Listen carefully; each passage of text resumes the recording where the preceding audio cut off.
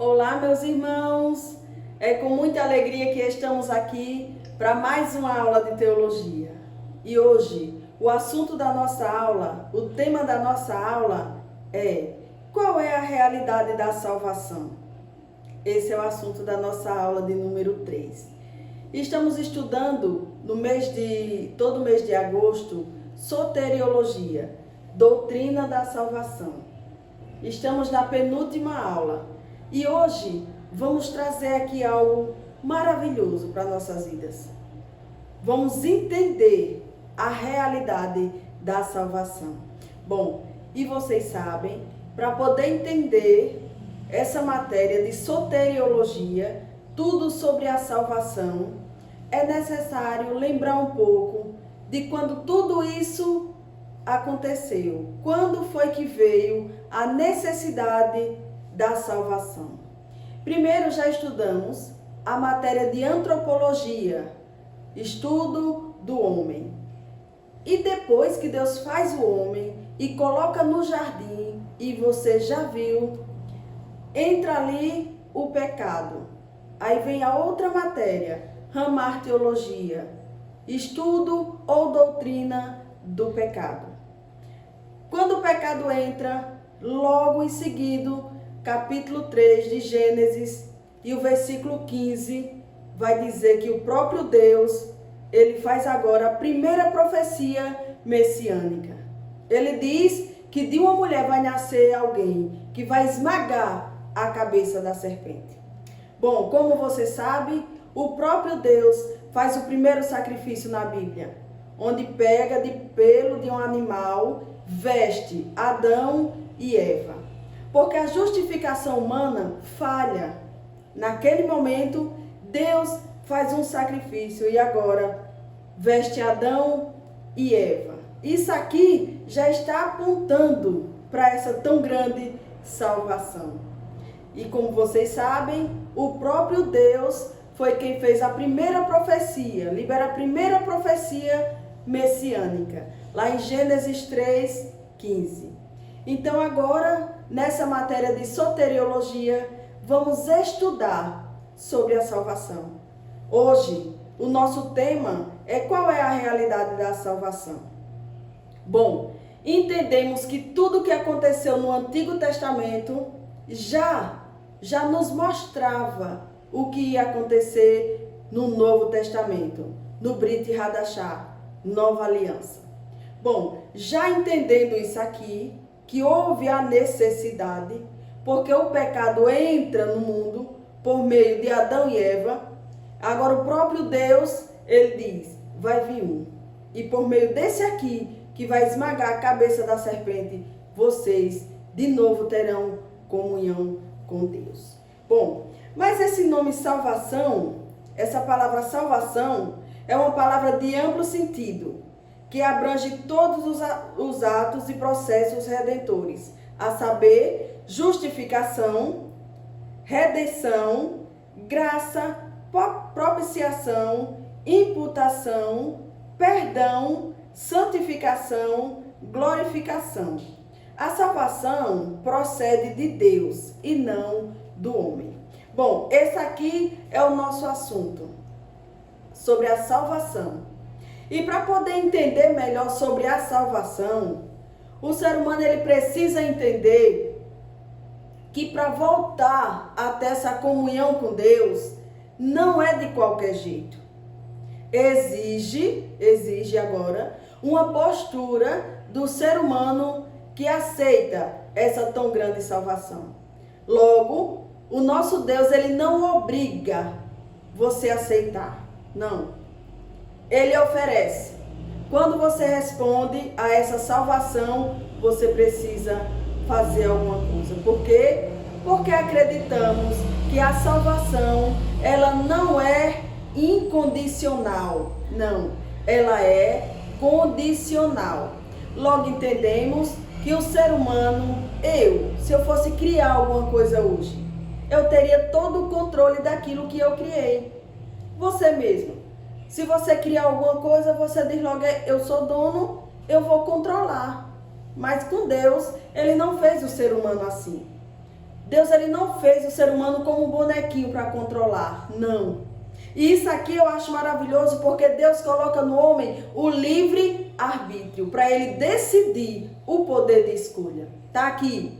Você quer ser salvo? Precisa fazer alguma coisa. Agora vejamos como tudo isso começou. Primeiro, a salvação agora é um socorro de Deus para o pecador que está agora separado de Deus. O pecado separa o homem de Deus. Mas aí Deus começa a trabalhar no ser humano. E o que eu acho lindo é que Deus começa ensinando, mostrando, dizendo como é que vai ser essa tão grande salvação quando Jesus Cristo chegar. Eu acho lindo isso. Então vejamos aqui o primeiro ponto da nossa aula sobre a salvação. Primeiro ponto é perspectiva do Antigo Testamento. Então no Antigo Testamento, esse nome salvação, ele era visto de uma forma literal, físico.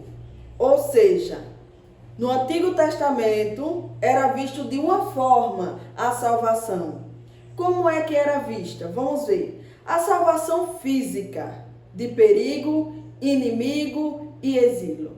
Então o povo, quando falava em salvação, logo eles entendiam esses três pontos: perigo, inimigo e exílio. E o exemplo aqui? O exemplo que eu trouxe é a libertação do Egito, livramento dos povos. Então aqui o sentido, esse nome salvação no Antigo Testamento é diferente. Vejamos outra referência aqui. É o significado do nome Josué. O nome Josué, ele quer dizer Deus salva. Então veja que logo esse nome salvação era atribuído a alguém que estava ali dando um livramento, ou algum livramento de perigo, livramento de inimigos. Então esse aqui era o sentido da salvação no Antigo Testamento. Eu também coloquei aqui o limite do conhecimento. Foco nas bênçãos materiais e na terra prometida. Então o foco do povo, quando se falava na salvação, era nas bênçãos materiais e na terra prometida. Isso aqui era o foco do povo. A referência eu coloquei aqui, Salmo 107, verso 2, Êxodo 14, versículo 13, e Josué capítulo 11, versículo 23. Então, já fechando aqui, no Antigo Testamento, esse nome salvação, ele era visto de uma forma literal, físico. E agora vamos ver como é agora a salvação no Brit Hadashah, Novo Testamento, Nova Aliança. Vejamos. E aqui no Novo Testamento ele tem dupla natureza. Perspectiva do Novo Testamento. Salvação é literal e é espiritual. Vejamos que aqui no Novo Testamento, na Brit Hadashah, já encontramos dupla natureza da salvação. Isso mesmo.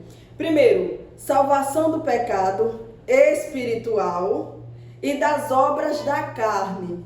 Isso mesmo. Aqui já temos duas naturezas. Vejamos primeiro, livramento literal, libertação de demônios e de doenças. Então Jesus, ele veio libertando e curando. Ele fazia isso. Vejamos que no Antigo Testamento o povo via de uma forma literal e físico.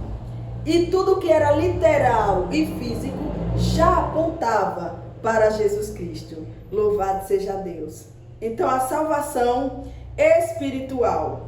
Vejamos que a salvação espiritual é perdão, reconciliação com Deus e vida eterna. Louvado seja Deus. Então aqui no Novo Testamento podemos ver a dupla natureza da salvação.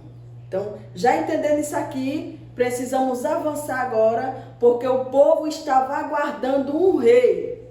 Veja por que Jesus, quando chegou, o povo não aceitava Jesus. Logo, que o povo queria um rei que viesse livrar eles, que viesse ajudar eles. Agora dá para entender qual era o sentido da salvação no Antigo Testamento? Vejamos, por isso que não podemos desprezar toda a palavra de Deus, ela nos ensina. Então eu fiz aqui uma conexão. O rei esperado e o rei revelado. Vejamos, o rei esperado, que o povo esperava, e agora o rei revelado. Vejamos, a expectativa dos judeus esperava um rei que traria salvação política. Veja só, esse povo aqui esperava a salvação nesse sentido.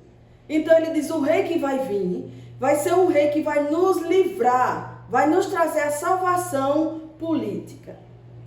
E aqui quando a gente vê a revelação de Jesus, ele veio para salvar do pecado e da vida eterna.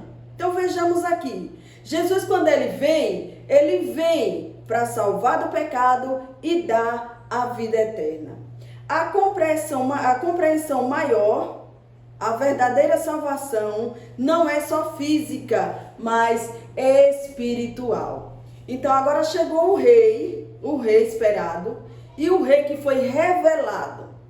O rei quando chega, ele chega para revelar, para nos mostrar que a verdadeira compreensão da salvação não é só física, mas espiritual. Louvado seja Deus.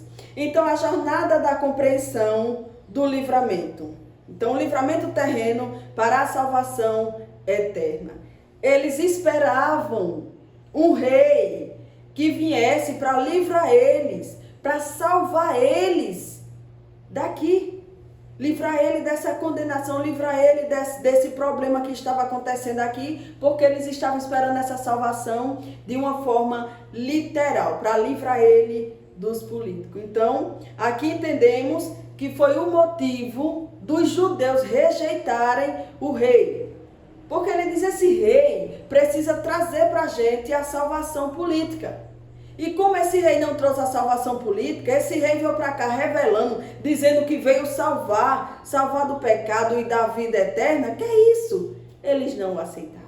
A visão deles estava no Antigo Testamento, esperando um rei que viesse com essa salvação, que fosse de forma literal. Chega o nosso Senhor e Salvador Jesus Cristo dizendo, ei, eu tenho o poder de livrar o que é literal e também ligar o espiritual. Louvado seja Deus. Então Jesus ele chega e agora ele revela que realmente esse rei veio salvar e libertar o povo que está que está vivendo debaixo do pecado. Então agora a gente entende que no Novo Testamento entendemos de forma diferente. Por quê? Porque a salvação é a pessoa de Yeshua HaMashiach. A salvação é a pessoa de Jesus Cristo. Ele não só vai livrar do literal, como também vai nos unir de novo com o Pai. Nos livrar da condenação do pecado. Isso mesmo. Meus irmãos, Antigo Testamento, tudo que aconteceu no Antigo Testamento é importante. Porque todo o modelo do Antigo Testamento já é mostrando a pessoa de Jesus Cristo. Vejamos que aqui, uma vez por ano, todo sumo sacerdote, ele entrava no lugar santo dos santos para fazer um sacrifício. E vejamos aqui como era feito esse sacrifício. Primeiro, para entender, o homem no jardim, ele tinha comunhão com Deus. Imagina você, todos os dias Deus descia no final do dia para conversar com o homem. Então aqui entendemos que no princípio tudo era perfeito. O homem vivia no jardim do Éden em comunhão com Deus. Não havia pecado, separação ou necessidade de sacrifício. Não havia. Então Deus estava em comunhão com o homem. Deus estava em comunhão com esse homem. Isso mesmo. Mas esse homem aqui, quando ele peca, o homem depois do pecado tem a necessidade de sacrifício. Então agora veio a necessidade. Gênesis 3, 23 e 24. E Levítico 16, 29 ao 34. Depois, isso aqui foi depois do pecado, houve separação entre Deus e o homem. O pecado trouxe a necessidade de expiação. No sistema de Deus, o sumo sacerdote entrava uma vez por ano no Santo dos Santos, levando sangue para fazer a expiação pelos pecados do povo. Então aqui era o modelo, uma vez por ano. Esse sacerdote, esse sumo sacerdote aqui, precisava estar se preparando para poder entrar no lugar santo dos santos, para fazer essa expiação pelos pecados. Esse aqui era o modelo estabelecido por Deus. Tudo isso aqui já é o modelo do cumprimento em Jesus. Vejamos. O sangue apontava para a necessidade de reconciliação com Deus. O sangue. E aí, meus irmãos, quando a gente chega aqui, entendemos que Deus, ele dá para Moisés, Deus, ele dá para ele o modelo do tabernáculo. Isso aqui eu acho lindo. Porque Deus, ele dá para Moisés o modelo, lá em Êxodo capítulo 25 e o versículo 8 ao 9. Deus ordenou a Moisés: e me farão um santuário e habitarei no meio deles. Deus, ele sempre quis habitar no meio do seu povo. Deus, ele sempre quis ter comunhão com o homem. Deus, ele sempre quis estar no meio do seu povo. Louvado seja Deus. Então, o pecado entra, que é a hamartiologia estudamos, e Deus agora diz: eu vou resolver isso, porque eu quero ele comigo, eu quero ela comigo. Deus, ele trabalha para poder eu e você ter hoje um livre acesso para adorar e estarmos juntinho do nosso Pai. Então Deus mostrou a Moisés o modelo do tabernáculo, estabelecendo uma forma de aproximação, adoração. Então Deus, ele mostra aqui para ele, o tabernáculo reveza por meio de Deus. Então veja aqui que o tabernáculo, por meio de Deus, Deus pedia elementos e o sacrifício. E o plano de Deus para a expiação e aproximação e comunhão. O tabernáculo apontava para uma realidade. Essa realidade é exatamente a realidade da salvação. Então, o tabernáculo apontava para uma realidade maior, que seria cumprida em Jesus Cristo. Essa realidade seria cumprida na pessoa de Yeshua HaMashiach. Jesus Cristo, o Messias, ele veio para nos trazer a realidade da salvação. Então hoje estamos estudando qual é a realidade da salvação. A realidade da salvação tem nome, é uma pessoa. Na pessoa de Jesus Cristo, hoje você é salvo. Louvado seja Deus. Então, tudo que Deus mostra para Moisés, o modelo que Deus dá para Moisés, já é tudo organizando como modelo do que ia acontecer e ia se cumprir na pessoa de Jesus Cristo. Meus irmãos, é maravilhoso falar sobre a salvação. Deus, ele trabalha do começo ao fim para poder trazer o homem de volta para ele. A salvação, uma iniciativa de Deus. O homem sozinho não consegue chegar até Deus. A salvação foi e é sempre uma iniciativa de Deus. Agora vejamos o modelo. Aqui eu me alegro de ver como Deus, ele se preocupa com o homem. Ele dá um modelo a Moisés. As 4 pontas do altar. O Antigo Testamento e cumprimento em Cristo. O altar de bronze tinha 4 pontas, como símbolo de sacrifício perfeito.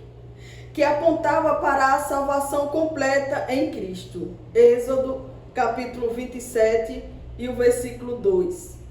Os chifres, esses 4 chifrezinhos, os chifres do altar, eles simbolizam a força e poder e representa a proteção e restituição. Então Deus, Ele faz tudo perfeito, tudo pensando no que já ia acontecer. Então no começo, os irmãos do Antigo Testamento não entendiam bem isso. Mas hoje eu e você entendemos que Deus, Ele trabalhou. E tudo isso aqui teve o seu fiel cumprimento na pessoa de Jesus Cristo. O sacrifício no Antigo Testamento, vejamos, meus irmãos, não era fácil. Eu não entendo porque aqui hoje o crente quer agradar a Deus de qualquer jeito. Eu não entendo porque aqui hoje o ser humano quer fazer de qualquer jeito.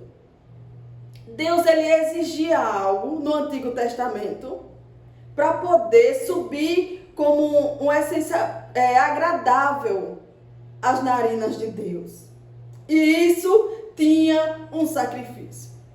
Vejamos aqui, o primeiro ponto é o lugar do sacrifício.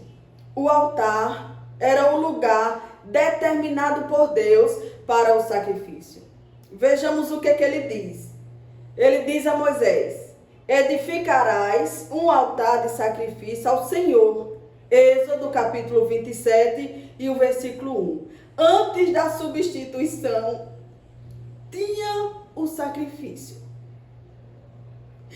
Antes da substituição, tinha um sacrifício. E Deus exigia isso. O sacrifício, ele era queimado aqui. Depois que queimava aqui, subia com um cheiro suave às narinas de Deus. Aleluia. Depois que subia às narinas de Deus, aí acontecia a substituição. O primeiro altar é o altar do sacrifício. O primeiro altar é o altar onde você entrega completamente a sua vida ao Senhor. Depois que você entrega, aí sim vem a substituição. O segundo ponto, a substituição, substituto. Um animal inocente. Isso aqui me deixa com o coração palpitando de alegria. Não merecíamos. Nós não merecíamos. Estávamos mortos nos nossos delitos e pecados. Mas o inocente, paga um preço agora no meu e no teu lugar, para você hoje ser livre. Para você hoje ser livre. Ei, como você tem respondido a essa tão grande salvação? O segundo ponto, um animal inocente era apresentado no altar. Ele era apresentado no lugar do pecador. O pecador estava ali, sai agora o pecador. O inocente vai pagar esse preço. É por isto que Cristo morreu por nós. 1 de Pedro, capítulo 3, versículo 18. Jesus Cristo morreu no meu e no teu lugar. Jesus Cristo morre no meu e no teu lugar. Ele foi o substituto. Como você tem respondido a isso? Não tem como falar sobre essa tão grande salvação e não sentir o coração aqui cheio de alegria e saber que o nosso Deus, Ele nos amou primeiro. E estando você ainda morto nos seus delitos e pecados, Deus, Ele prepara a salvação. Jesus Cristo diz: Pai, eu vou pagar o preço por ele, eu vou pagar o preço por ela. E agora você está caminhando para a morte. Jesus chega e diz: sai, porque eu vou no seu lugar. Esse aqui é um modelo de tudo que ia ter o seu fiel cumprimento na pessoa de Jesus Cristo. Meus irmãos, não tem como falar tudo isso sem se emocionar. O sangue era derramado no altar para o perdão dos pecados. Vejamos, sacrifício de um inocente Jesus foi esse inocente. Você era o culpado, eu era o culpado. Jesus foi esse inocente. O sangue era derramado no altar para o perdão dos pecados.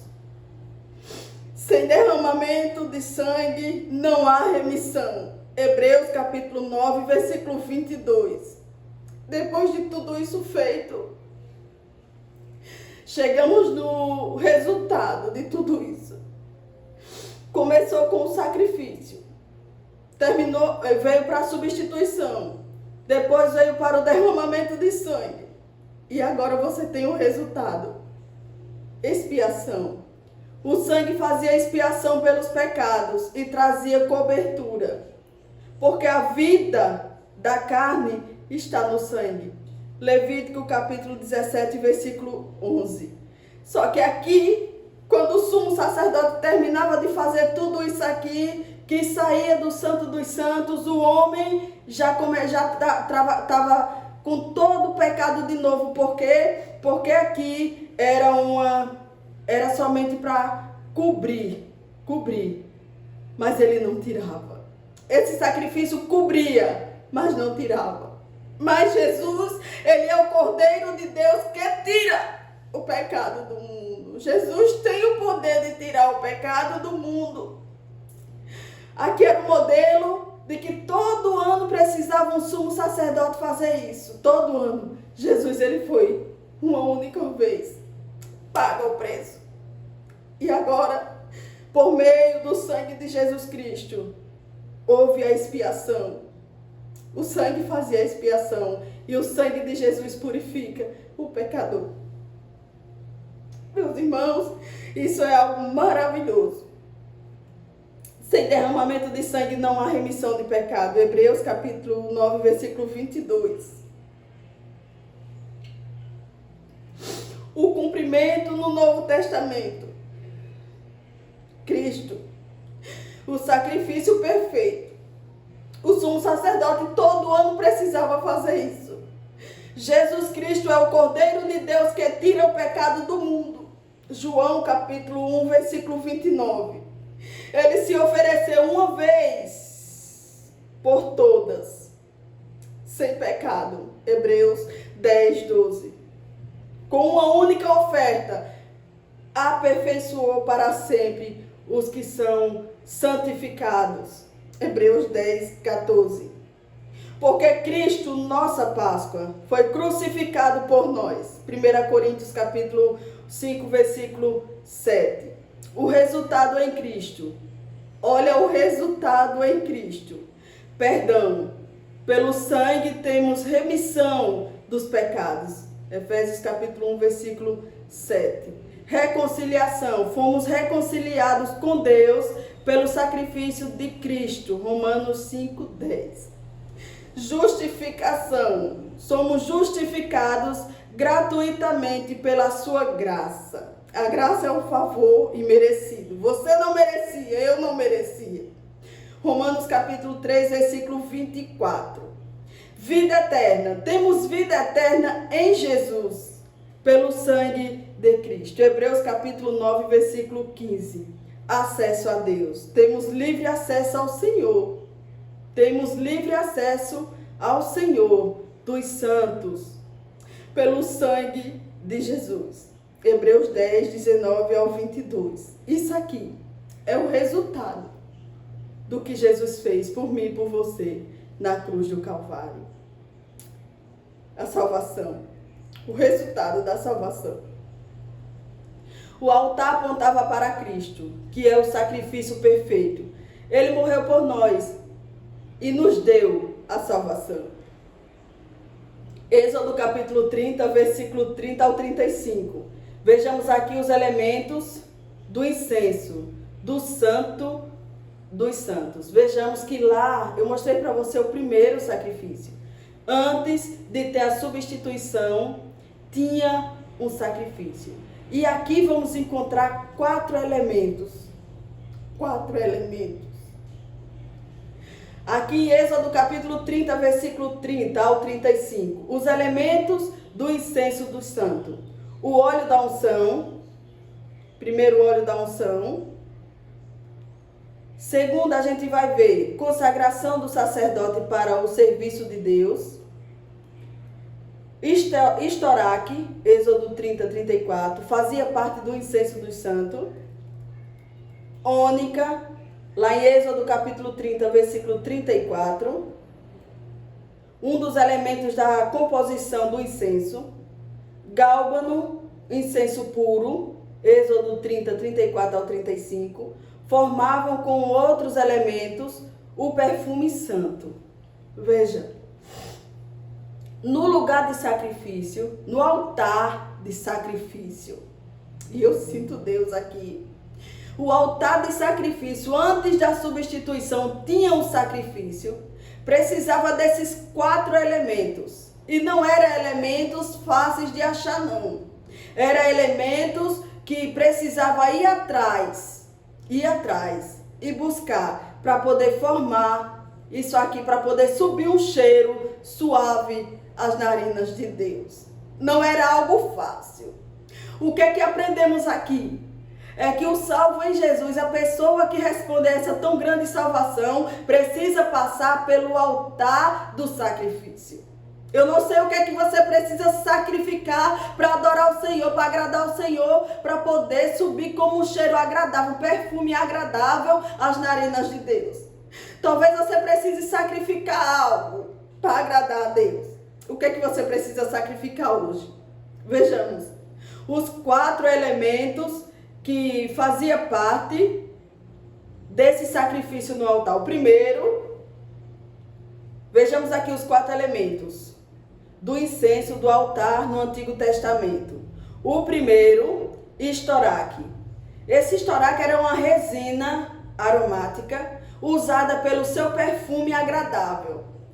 E para você tirar isso aqui, para você conseguir estoraque, você não conseguia estoraque em qualquer lugar. Você tinha que ir para dentro da mata para poder encontrar isso aqui, ó, para poder fazer um corte. E agora quando saísse isso aqui, que essa resina saísse, esperava ficar um pouquinho dura para levar. Isso é a primeira coisa que se pede no altar, o primeiro elemento, resina aromática, que é usa pelo seu perfume agradável. Então, você percebe aqui que o ser humano precisava ir lá, procurar a árvore certa, fazer tudo isso aqui para poder tirar a resina, para poder juntar com os outros. Primeiro ponto, teria que ir atrás de estoraque.